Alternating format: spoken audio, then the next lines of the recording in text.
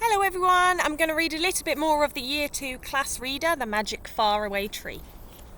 So last bit we got to a note from Silky and Moonface inviting them to come to the land of Do As You Please. So, gosh, said Rick longingly, what I'd like to do better than anything else is to ride 6 times on a roundabout without stopping.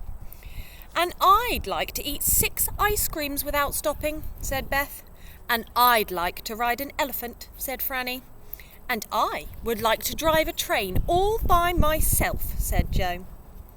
Joe, let's go up the ladder, begged Franny.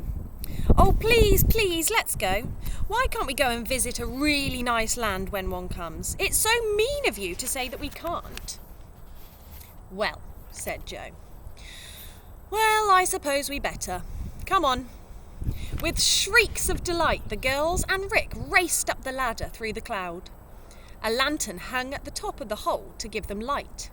But, lo and behold, as soon as they had got into the land above the cloud, it was daytime.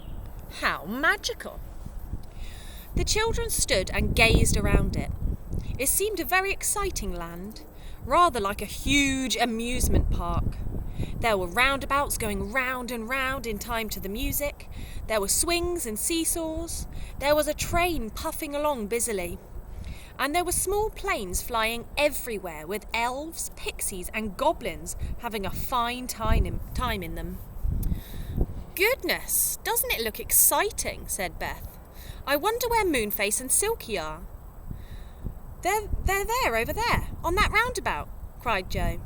Look, Silky is riding a tiger that is going up and down all the time. And Moonface is on a giraffe. Let's get on too.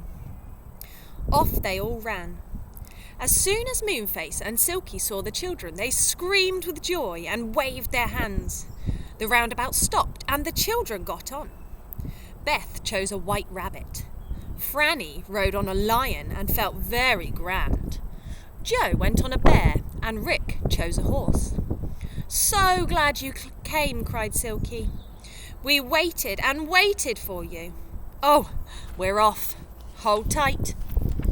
The roundabout went round and round and round. The children shouted excitedly because it went so fast. Let's have 6 rides without getting off, cried Joe. So they did. And whoops, they were giddy when they did at last get off. They rolled about like drunken sailors. I feel like sitting down with 6 ice creams, said Beth. At once, an ice cream man drove up and handed them out. 36 ice creams. It did look a lot. When Joe had divided them all out equally, there were 6 each. And how delicious they were. Everybody managed to eat 6 quite easily. And now, what about me driving that train? Cried Joe, jumping up. I've always wanted to do that. Would you all like to be my passengers? Well, come on then. And off they raced to where the train was stopping at a little station. Hi there, yelled Joe to the driver. I want to drive your train. Come along up then, said the driver, jumping down. It's ready to go. We're now at chapter 12, The Land of Do As You Please. Joe jumped into the engine of the train. A bright fire was burning there, as it was a steam train. He looked at all the shining handles and wheels. How shall I know which is which? He asked the driver. Well, said the driver, pointing to the different knobs and handles.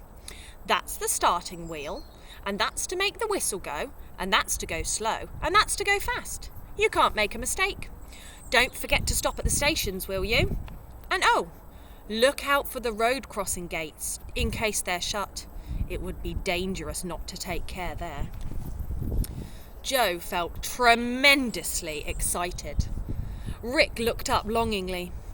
Joe, could I come too? He begged. Please let me, just to watch you. All right, said Joe. So Rick hopped up onto the engine. Beth, Franny, Moonface and Silky got into the carriage just behind. The guard ran alongside, waving a flag and blowing his whistle.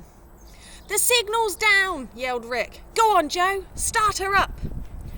Joe twisted the starting wheel. The engine began to chuff, chuff, chuff, chuff, and moved out of the station. "Joe's really driving the train," cried Beth. "Oh, isn't he clever? He's always wanted to drive an engine." The engine began to go very fast. Too fast.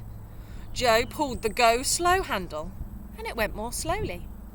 He was so interested in what he was doing that he didn't notice they were coming to a station. He shot right through it.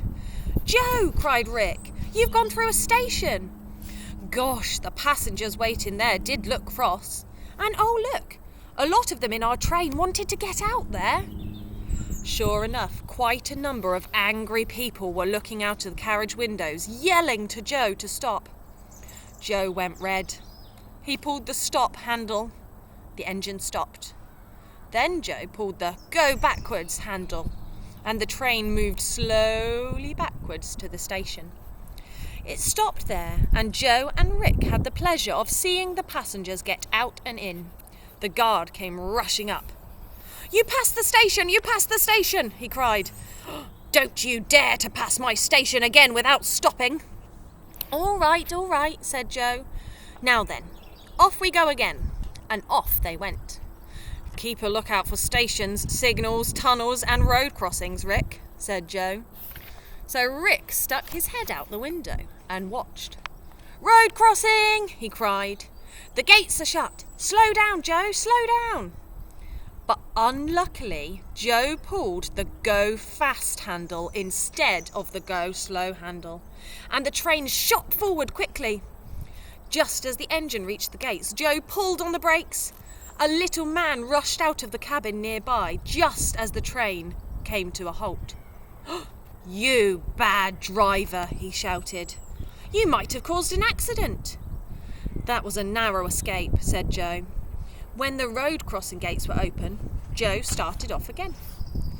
"What's coming now, Rick?" Joe asked. "A tunnel," said Rick. "Whistle as you go through in case anyone is working in it."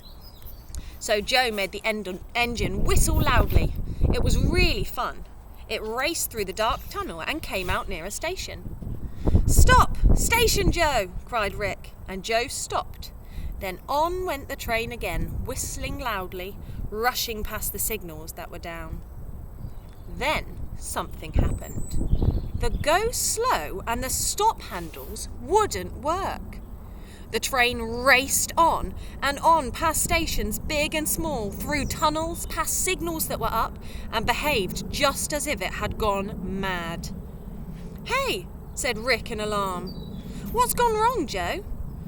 Joe didn't know.